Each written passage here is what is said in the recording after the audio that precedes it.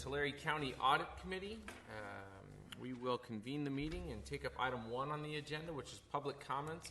At this time, members of the public may comment on any item within the jurisdiction of this committee that is not appearing on today's agenda. Is there any public comment at this time? Okay, seeing none, I will close the public comment period and now move on to item 2, which is a request to approve the meeting minutes from the April 12th, 2018 meeting. And this is usually a slam dunk easy item unless you're on the Water Commission. Then meeting minute approval takes a while. Move to approve. All right, second. We have a motion by Supervisor Crocker, second by Director Britt. All those in favor, please signify by saying aye. Aye. All opposed, the same. Motion passes unanimously. Next, we're going to move on to item 3, which is a request to review and accept the County Administrative Office Trust Funds Risk-Based Audit Report. That's a mouthful. Pardon me, Mr. Chairman, members of the board. Since this matter addresses my office, I will recuse myself, but we do have a representative in the audience to answer any questions. So don't say anything too critical, right? Okay. See ya.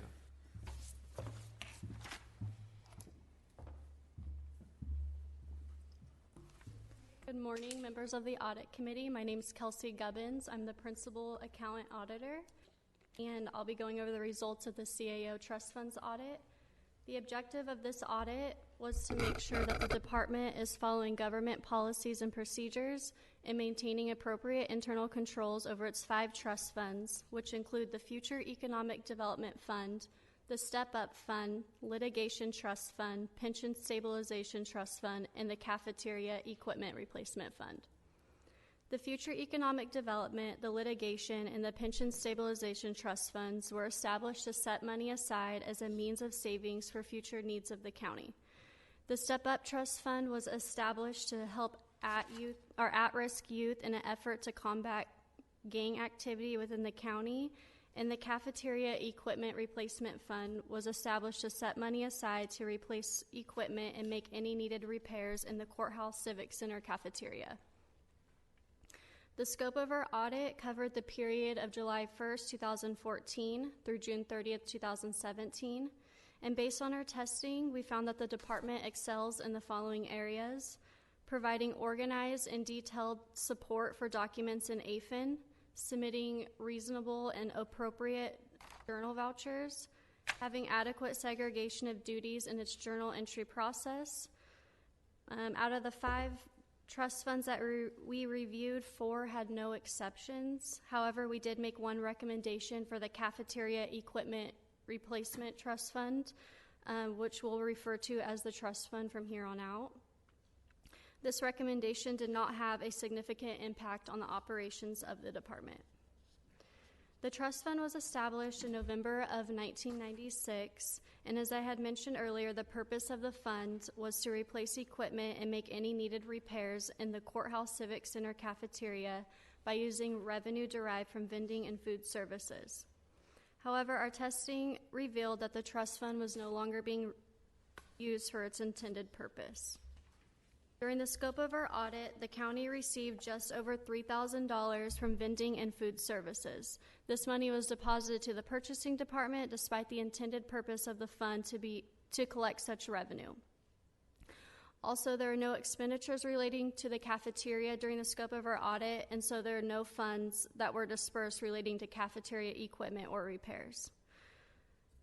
The department should use funds consistent to the purpose specified in the fund request form, which is completed when a fund is set up in AFIN. If there are any changes, the reconciliation of trust funds and the annual certification of trust funds forms should be updated. The annual certification of trust funds form provides a list of all funds being transferred upon one department head taking over from another. The trust fund appeared to be mistakenly omitted from the form by the prior CAO when he separated from the county in 2015, and as a result, the current CAO was unaware of the department's responsibility over the fund. Therefore, the necessity of the existence of the trust fund had not been affirmed annually. It should be noted that although the Civic Center cafeteria had been vacant since July of 2012, the county was looking for vendors to fill this space. Therefore, there was still a potential need for the fund. However, it was recently determined that the cafeteria space is expected to be used for the relocation of security monitoring of the courthouse. Due to this and the trust fund's relative inactivity, we recommended that the department reassess the need for the fund and consider closing and rolling forward its balance of almost $75,000 to either the general fund or the capital projects fund. The department implemented our recommendation in December of 2017 and obtained board approval to close the trust fund and roll forward its balance to the capital projects fund. Since our recommendation has already been implemented, we will not be performing a follow-up audit for this engagement. With that said, we want to thank the County Administrative Office for taking such quick action and for their cooperation during the engagement.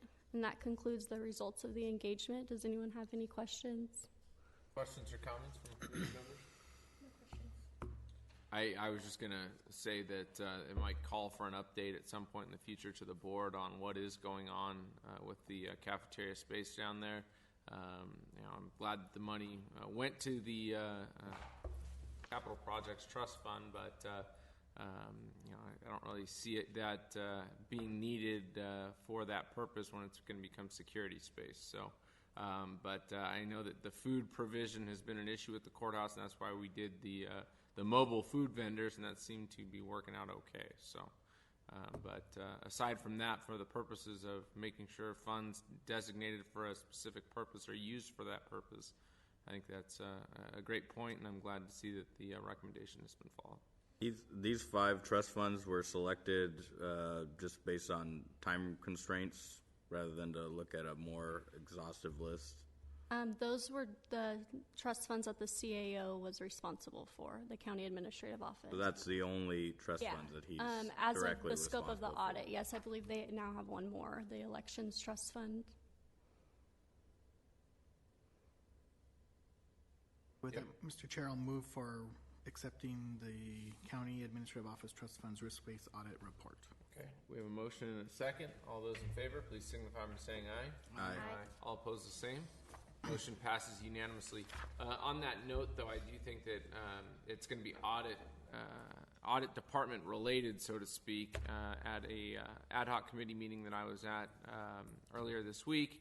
We did discuss the Elections Trust Fund, and one of the things that we have to remember there is that some of that actually belongs to the auditor's office and not necessarily elections.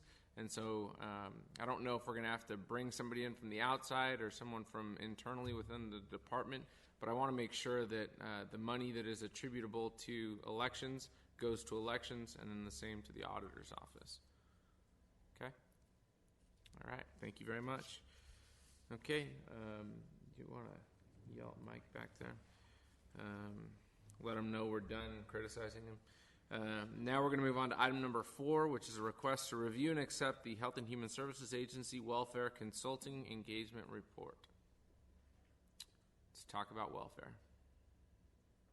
Are we going to wait till he comes back? I think Jason's going to recuse himself. Is Jason stepping back on this one? So we'll wait for Mike to get back.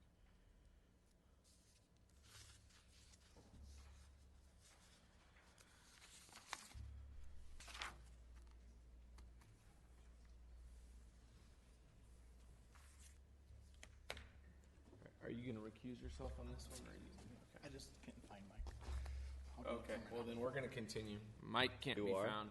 He must have gotten lost. So let's go ahead. Can I recuse myself? That's a good excuse to go missing, right? I think that's what's happening right now. All right.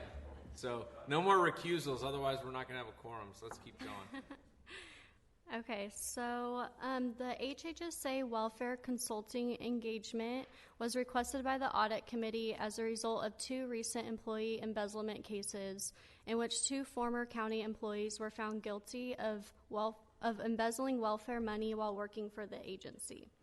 The objective of our audit was to provide management with an assessment of internal controls over welfare administration, specifically over the CalFresh program.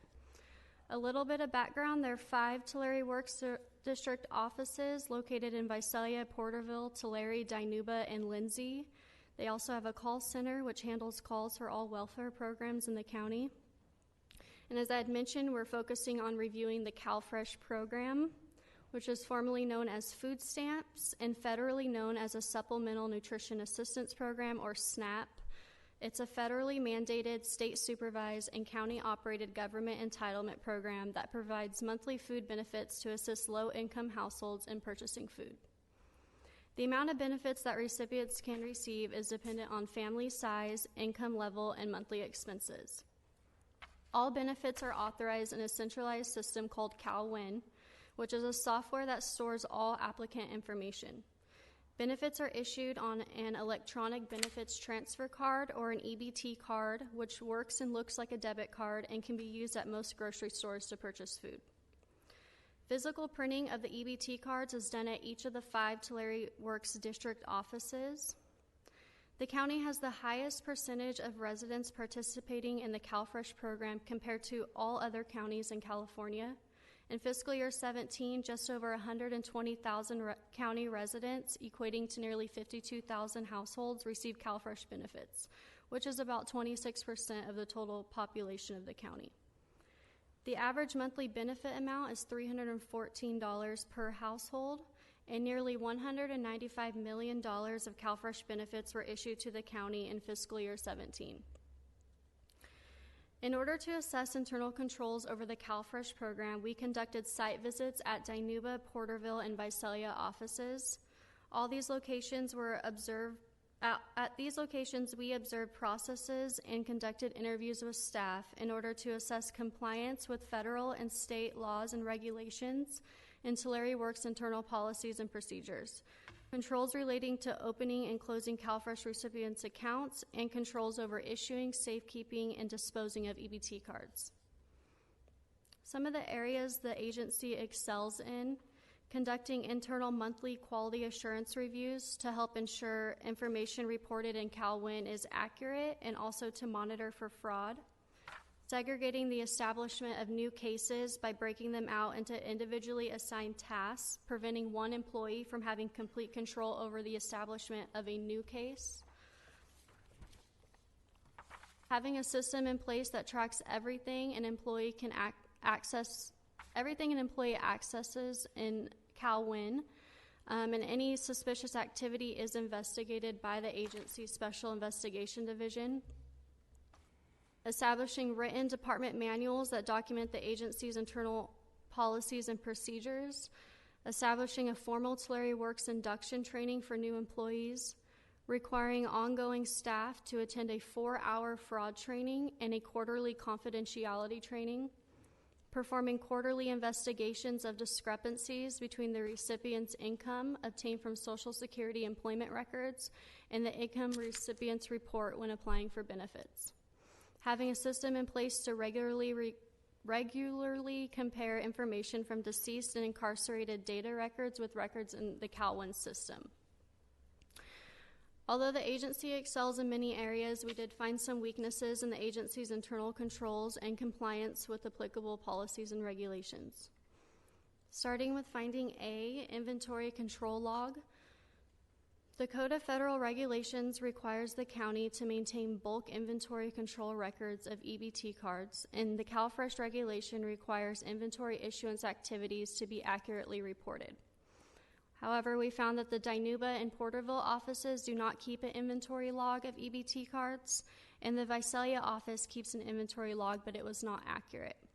Per inquiry, staff incorrectly logged a 50-card bundle on 2 separate occasions, resulting in the inventory log being understated by 100 cards. Without keeping an accurate inventory log, it's difficult to determine if any cards have gone missing, and that results in an increased likelihood of theft to occur and go undetected. Therefore, we recommended that the agency keep an accurate inventory log of EBT cards and review regulations governing the CalFresh program at least annually. Per their management response, the agency agrees with the recommendation and will develop an inventory log at all Tulare Works locations and will revise their policies to reflect this.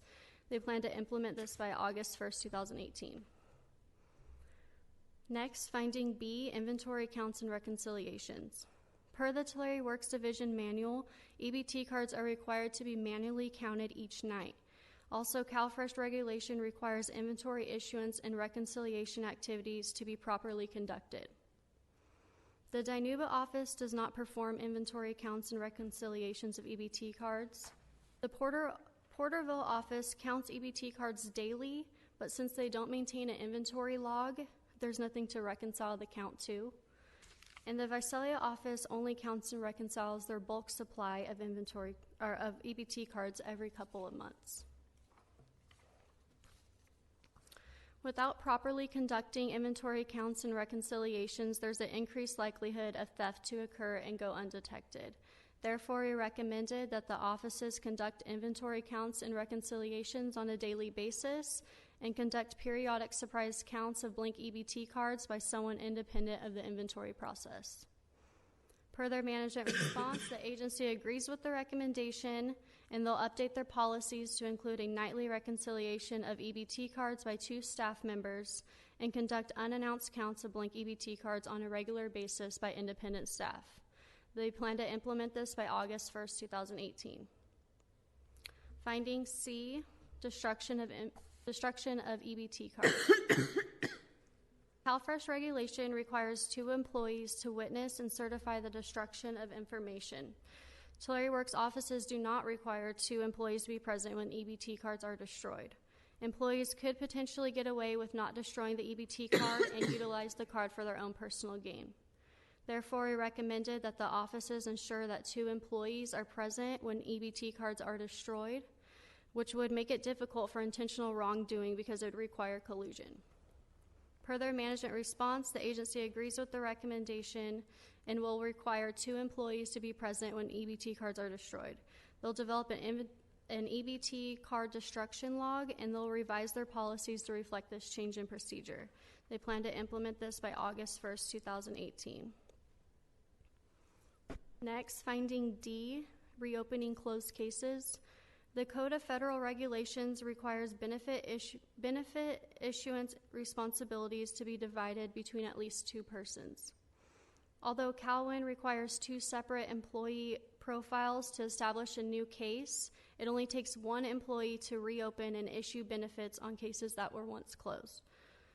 It is possible for employees to falsify information in CalWIN in order to restore the benefits on a closed case, then change the client's address and have the EBT card sent to that address in order to obtain the card and utilize it for their own personal gain.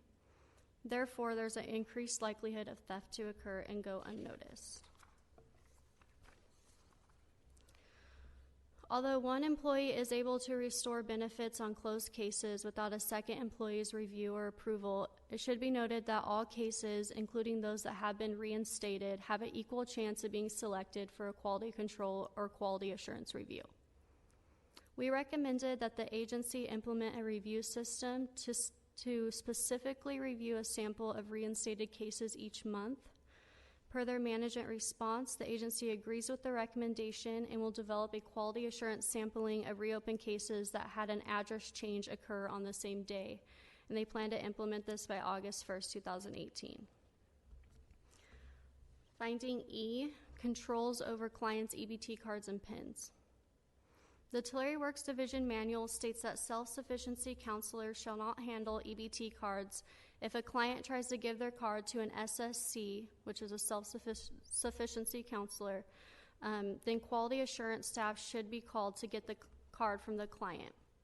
Although this policy is in place and employees are trained to never accept or ask for a client's PIN associated with their EBT card, excuse me, there are no physical controls in place preventing employees from taking a client's EBT card and PIN, refrain from canceling the client's benefits in the CalWIN system, and fraudulently utilize the card for their own personal gain.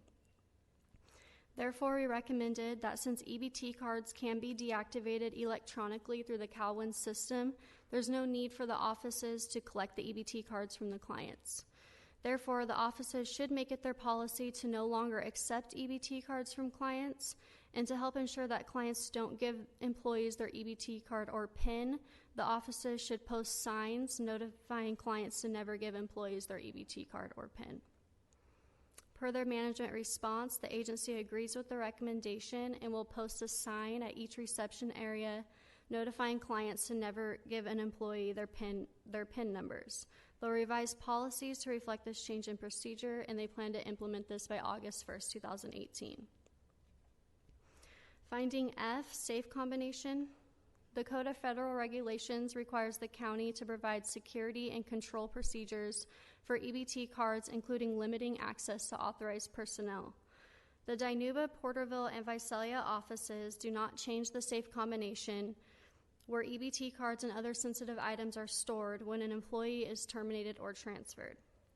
By not changing the safe combination, access to EBT cards and other sensitive items is not being limited, resulting in an increased likelihood of misappropriation to occur. Therefore, we recommended that the agency implement a dual safe combination where employees only know either the first or the second half of the combination. And by implementing this, there'd be no need to change the combination every time an employee is terminated or transferred, since they would not know the full combination. Per their management response, the agency indicated that our recommendation is not feasible due to limited staffing available. However, they will purchase new safes with electronic controls that can track or monitor safe access by personal PIN codes, and PINs will be disabled immediately for any employees who are terminated or transferred. And they plan to implement this by December 31st, 2018, or as soon as safes can be acquired through the county purchasing processes. Even though they're unable to implement our recommendation, they have a plan in place that appears to be sufficient to address our finding. With that said, we want to thank HHSA for all their efforts and cooperation during the engagement, and that concludes the results of this engagement. I'd be happy to answer any questions that you may have. Okay, any questions or comments? Supervisor Crocker. Are the implementation deadlines realistic? Are we anticipating that everything will be done, or with the one exception, August 1st? Okay. Yes. Very good. Yeah, on the auditor's standpoint, it seems to be sufficient. I have a question for the department. With your quality assurance staff, I'm assuming those are the people who do your spot audits periodically, is that correct? Is there going to be a process where the same quality assurance staff who's responsible for destroying the cards are not the same that do the spot audits for making sure they're destroyed? It's two separate staff that do quality assurance reviews versus those that destroy the cards. Okay. And then I know that there is a new consortium agreement coming into play with the CalWIN. Is that going to affect the processes that you're developing for reopening cases in CalWIN at all? It should not affect it, no. Okay. That's all. Any other questions? Comments about Jason Britt? Okay, we can go ahead and bring him back JB Whiskey. But what's that? JB Whiskey. All right, well, Chair will That's now his new entertain nickname. a motion. Use it. Motion to approve. All right, we have a motion and a second. All those in favor, please signify by saying aye. Aye. All opposed, the same. Motion passes unanimously. We will now move on to item 5. And he was actually standing right there listening the whole time, so That's we right. really couldn't have gotten away with He's giving us the negative stink eye. comments about Jason. Okay, so now we'll move on to review and accept the Capital Projects Department First Follow-Up Compliance and Internal Control Report. Good morning. This is the long one. Yeah, Yeah. A through L, I believe. Justin Avila, Chief of Financial Reporting and Audits. So, the initial audit report was from January 2017, and our objective for this follow-up audit was to determine whether the department implemented the 12 recommendations from the initial audit report. So I'll first start off with the areas the department excels in. 5 cash receipts selected for testing were recorded to the correct revenue source. Supporting documentation for all 31 cash disbursements selected for testing were correct and adhered to Administrative Regulation Number 1. All 8 credit card statements selected for testing were signed and dated by both the cardholder and department head as required by the county's purchasing policies and procedures. Cash disbursement duties are adequately segregated. Placing orders and receiving shipments are now performed by separate employees. All 24 timesheets selected for testing were signed and dated appropriately by both employee and supervisor. And all 9 capital assets selected for testing did have a county tag number attached to them as required by the county capital assets and procedures manual. So based on our testing of the 12 recommendations from our initial audit report, 8 were implemented and 4 were not fully implemented. And I'll go over those findings. Finding A, incorrect revenue source for taxable sales. Our office recommended that they ensure employees are well trained on handling and recording taxable revenue. Employees who approve entries should take their time to ensure validity, reasonableness, and accuracy, and the department implemented that finding, or that recommendation. Finding B, invoices not paid timely. Our recommendation was that they ensure payments are mailed timely. That one was not implemented, and I'll go over the ones that were not implemented in more detail later. Finding C, incorrect supporting documents. We recommended that they ensure supporting documentation agrees with what is recorded in AFIN, the county's financial system. Monitor all transactions recorded to the department's accounting line in order to ensure supporting documentation is accurate. That one was implemented. Finding D, lacking signatures and dates on credit card statements. We recommended the department distribute the county's credit card policies to all cardholders and to remind them of the credit card procedures, which include signing and dating the credit card statements. That was implemented. Finding E, required documentation not provided. We recommended they distribute AR1 to all credit card holders and remind them of the procedures for reimbursable charges and to emphasize the importance of following county policies. The department head and or designee should review all credit card receipts and documents in order to ensure that required documentation have been provided prior to signing the credit card statement. That one was also implemented. Finding F, circumvention of the $4,000 purchase limit. Our recommendation was that they run reports from AFIN at least annually to review expenditures recorded to their department code in order to ensure that the expenditures are valid, accurate, and adhere to county policies. That was implemented. Finding G, payments recorded in the wrong fiscal year. Our recommendation was that they carefully review all invoices and statements, especially those directly before or after the fiscal year, to ensure they're recorded to the correct fiscal year. That one was not implemented. Finding H, inadequate segregation of duties in the cash disbursement process. We recommended they segregate authorization and custody functions in the cash disbursement process. That was implemented. Finding I, prematurely dated timesheets. We recommended they remind employees of the importance of filling out their timesheets after each day and not signing and dating the timesheets prior to the week end date. That was implemented. Finding J, assets not recorded in the inventory listing. Recommended they review the capital assets procedures manual, ensure that strict adherence is enforced.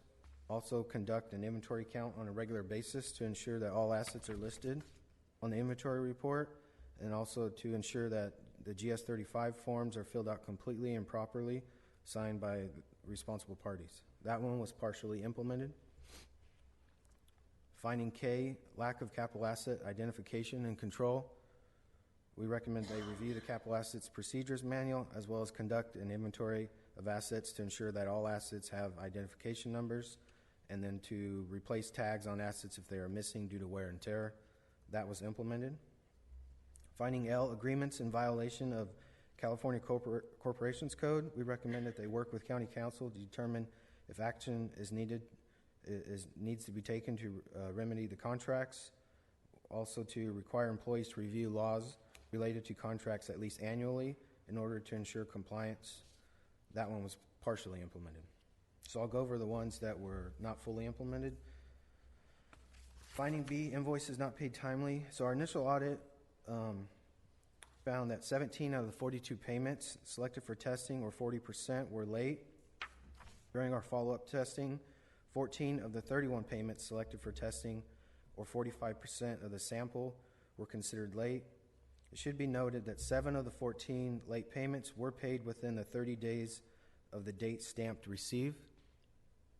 However, it's our policy to verify that the invoices are paid within the contract terms, stated due date, or within 30 days from the invoice date.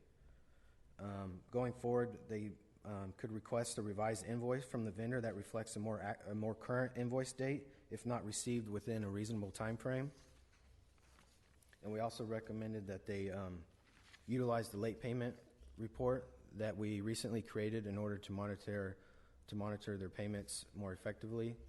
So that one was not implemented, and the management response on that. The department agrees with the finding. The department notes that for large construction contract invoices, such as those from Bernard's Bros. Inc., the contractor's internal invoice approval process begins after the invoice date, may take up to 22 days before the invoice is approved and transmitted to the department. Additionally, as in the case of Bernard Bros. Invoices, capital projects must receive confirmation from U.S. Bank that a payment has been made by a contractor to an escrow account before the invoice can be approved for payment. Therefore, to address the problem, the department will be reviewing the standard progress payment provisions included in the capital projects contracts. The implementation date on that was July 1st, 2019. Finding G, payments recorded in the wrong fiscal year. Our initial audit identified 1 of 68 payments selected for testing not recorded in the correct fiscal year. Our follow-up testing, 2 of 31 payments selected for testing were not recorded in the correct fiscal year. One was for just over $3.3 million, and the other for $88. However, the external auditors, Brown Armstrong, identified $7 million in payments belonging to the department, consisting of the $3.3 million payment that we found and 5 others that of material payments that were not recorded in the correct fiscal year, and we did have make an adjustment for the CAFR this past year. That was not implemented. Management response on that was that they agreed with the finding.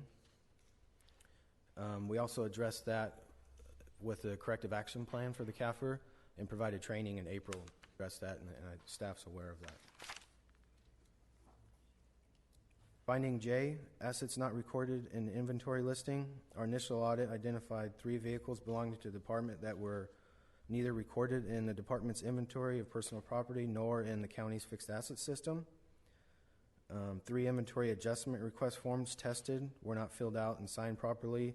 1 asset recorded in FAS was not listed on the inventory of personal property. During our follow-up testing, we identified 2 out of the total population of 9 assets were neither recorded in the department's inventory of personal property nor recorded in the department's accounting line in the fixed asset system. Both of these are vehicles that have been in the department's possession since 2015. The department should have noted that these 2 vehicles were not included on their inventory of personal property. The department submitted 1 inventory adjustment request form during the scope of the audit, which we confirmed was filled out completely and properly signed. That one is considered partially implemented. We will consider fully implemented once the department's inventory of personal property and assets recorded in FAS are accurate. Management response was they agreed with the finding. Implementation date on or about December 31st, 2018. The last one, finding L, agreements in violation of California Corporations Code. Our initial audit identified 12 of 14 agreements that were not signed in compliance with the California Corporation Code, Section 313. Follow-up testing, the department has made employees aware of the California Corporations Code, as well as began reviewing agreements for compliance after vendor signature. And then we did find 3 of the agreements tested, though, were not signed in accordance with the Corporations Code. Although the percentage of exceptions decreased significantly, it's still more than acceptable threshold, so we consider that partially implemented. Management response on that is they agree with the finding, and implementation date is July 1st, 2019. That concludes my presentation. I'd like to thank Capital Projects, John Hess and Tina Harmon and their staff for assistance for this audit. I'll take any questions. All right, well, we see which department prioritizes what the auditor's office says. You know, HHSA says they'll get stuff done by August, so in a few weeks, and then Capital Project says give us a year. We'll get to it when we get to it, right? Okay, time. All right. Go ahead, Supervisor. Well, Parker. I'm glad you brought that up because I think that these things. This is a follow-up. It's not an initial finding, so we need to move this along quicker. And 6 months to a year is not fast enough, as far as I'm concerned. There's too much time for additional issues to accumulate. I'm not recommending that it's 3 weeks like HHSA, which is why I asked if that was realistic. I appreciate that it's 3 weeks, but I don't know if that's reasonable for everyone. But within the next few months, I think we need to be, implementing and figuring out what exactly the specifics is, how we have a better handle on this. Yeah, that makes sense. So I agree with that. Any further? Go ahead. Are these board agreements, purchasing agreements, just general vendor agreements? Like what? The contract vendors, Right. they're construction contract. I can't remember those 10 specifically, or the 3 of the 10. I imagine it's a combination. Bernard's was one, and then Regardless, should be board agreement. Those high dollar ones are all board. Over 175 is board.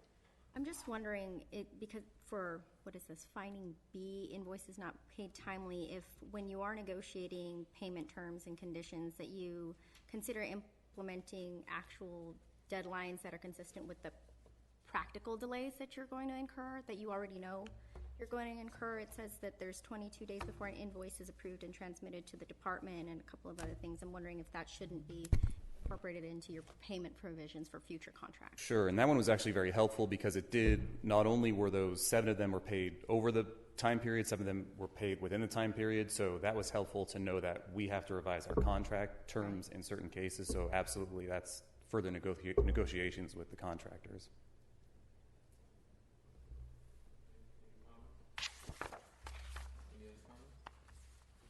Again, great job to the auditor's office. I think this is one way that we can continue to look at various departments and help them improve their operations and make sure that we, as a county, because ultimately, regardless of what department it comes from, it's still the county of Tulare, and it reflects on us as a whole when payments are made late or contract terms are not abided by. So glad to see it from both sides, a receptive department, hopefully a little bit more of a timely reception and implementation, and a proactive approach by the auditor's office. So, great job.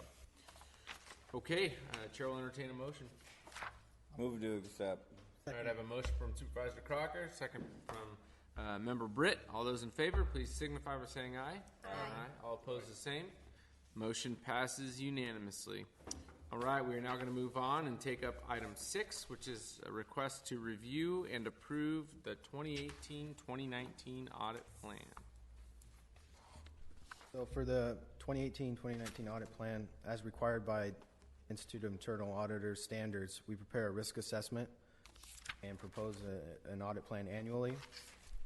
That said, we send out a risk assessment questionnaire each year to all the departments in order to determine each department's level of risk pertaining to the 7 auditable business cycles, which include cash disbursements, cash receipts, payroll, assets, fiduciary, fee-generated revenue, and revolving funds.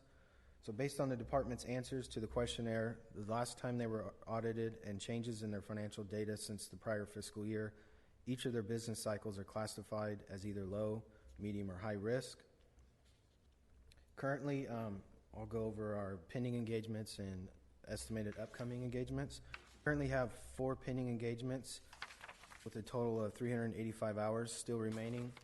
These engagements are listed on the table on page 2. Then, based on historical averages, we also plan to perform 4 department head change consulting engagements, as well as 2 cash shortage or overage audits and 6 follow-up audits. That leaves us with approximately 1,200 hours to dedicate to risk-based audits, and which leaves us time to complete approximately 4 risk-based audits. With that said, we asked direction from the Audit Committee on which 4 risk-based audits we should perform in fiscal year 2019, and those that we have determined that are high risk are shown in the table at the bottom of page 3, and they include Sheriff's Office payroll, Fire Department payroll, District Attorney cash disbursements, General Services cash cash receipts for all units, meaning the general fund and the ISFs, as well as the library cash receipt cycle. So the audit committee may choose to replace any of these high-risk audit engagements with those that we have determined to be medium risk, which are shown in the table at the top of page 4, as well as you can request engagements.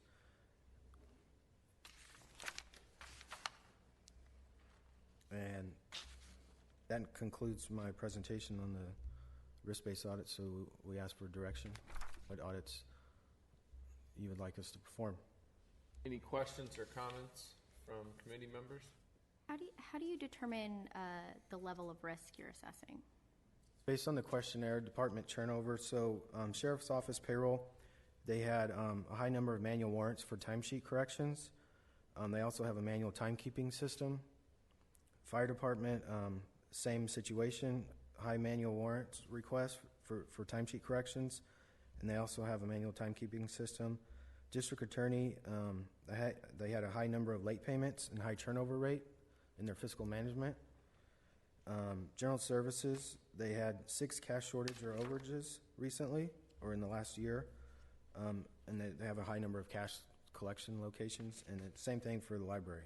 They have a large number of locations collecting cash, and they have 17 of them.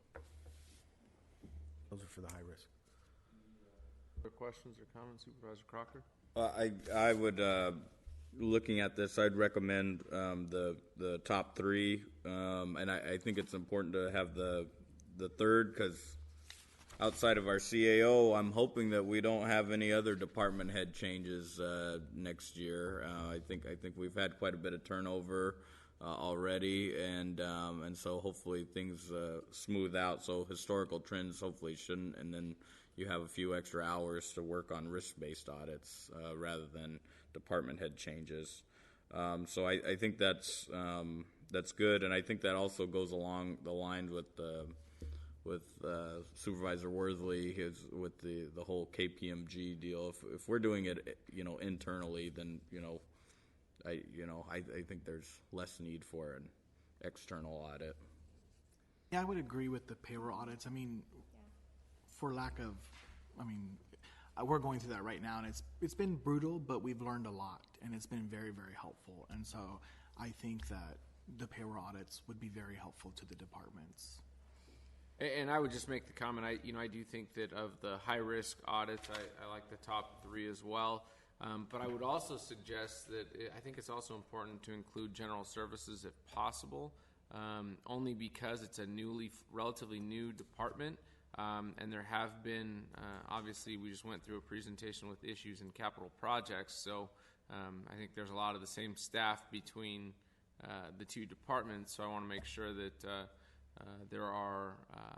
there's consistency throughout, and we don't find ourselves with bigger problems down the line because we haven't addressed that. So, but I also agree. From what Supervisor Crocker said, I think that it's also important that we take advantage of what we do have internally, and maybe it's even something we set up for the next audit committee meeting. Is inviting all department heads to come to the meeting, and we have an agenda item for proactive improvement of the county. I don't know if this is the right forum, but we need to create a forum to where department heads are able to come forward and put forth ideas with how they think that they can save the county money. So I don't necessarily know that the audit committee is the best forum for that, but I think there's an opportunity that we can proactively improve what costs the county through, as we've already done through efficiency audits and those sorts of things, but really looking at how we can limit the outlay of cash we're putting forward to bring in someone from the outside to look at our operations. So. And I would just say, if you have time, any of the HSA audits, we're more than happy to. Yeah, we're asking for 4, and if we happen to get those done earlier, we can come back in January or April and ask for an additional audits. That works for me. On the workflow. Yeah, top four looks good. I read wrong. I was thinking it was 600 hours, not the 1,200. Yeah. Oh, okay. In the payroll audits, we estimated 350, and HSA and current two we have going are taking a little more time. A little more time? Yeah, than estimate due to the Is complexity. that because of the size of the department probably And- compared to The complexity of them complexity? Time. and the time, yeah. Okay. It's a lot of information we have to request, and sorry. When you do the payroll audits, how far back are you going when you're reviewing records? Just for the year that we're looking at, so these would be for 18.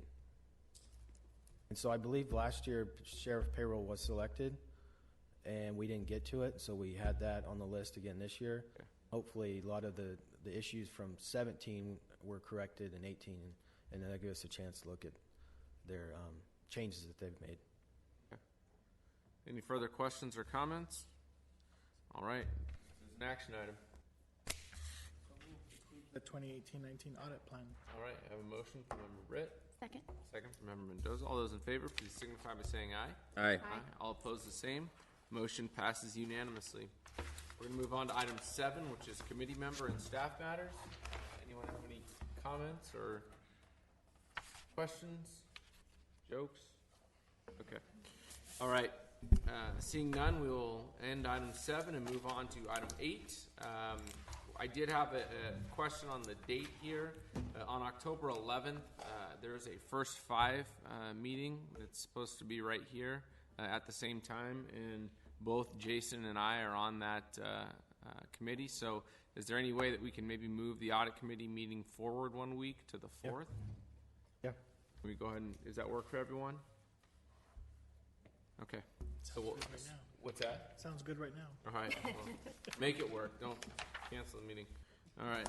So we're going to move to 10-4. Okay. All right. Thank you, everyone, for attending today's meeting. And go forth and enjoy the summer. Wear lots of sunscreen so you don't get sunburned.